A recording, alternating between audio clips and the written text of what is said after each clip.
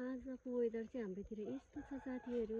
अन्त हाम्रोतिर चाहिँ मकै पनि सुकिसकेको छ नि त पाकेको। अनि म चाहिँ अहिले बारीमा मकै भाँच्न पुगिरहेको छु। देख्न सक्नुहुन्छ हेर्नु झार चाहिँ यस्तो धेरै हुन्छ मकैबारीमा। अनि डर लाग्छ क्या, अनि त्यही भएर चाहिँ गम्बुट लगाएर बारीमा छु।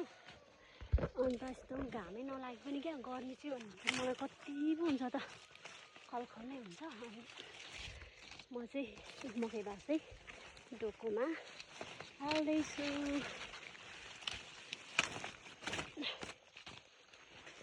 त्यसो गर्दा चाहिँ सजिलो हुन्छ नि त भाँच्दै।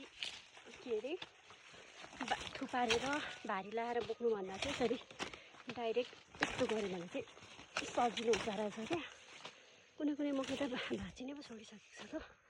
कुनै चाहिँ हेर्नु न फेरि यत्रो सुकेर बिचराहरू मकै केले खाएको यस्तो फेरि क्या। यस्तरी नै खाइरहेछ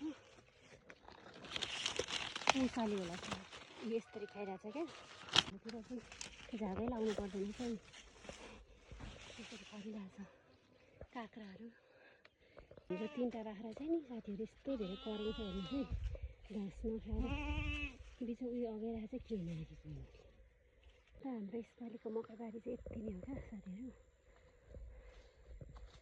यसरी चाहिँ मकैबारी घटेको छ। यति मकैबारीमा चाहिँ कति मकै फल्यो भनेर चाहिँ भन्दाखेरि पालिको मकैको बारी चाहिँ यति नै हो साथीहरू। फाइनल्ली यति हो यसपालि त हाम्रो के अरे कमसुरे यता गर्नु भइसकेर चाहिँ दोकानमा यस्तो छ क्या हाम्रो घरको जनताहरू।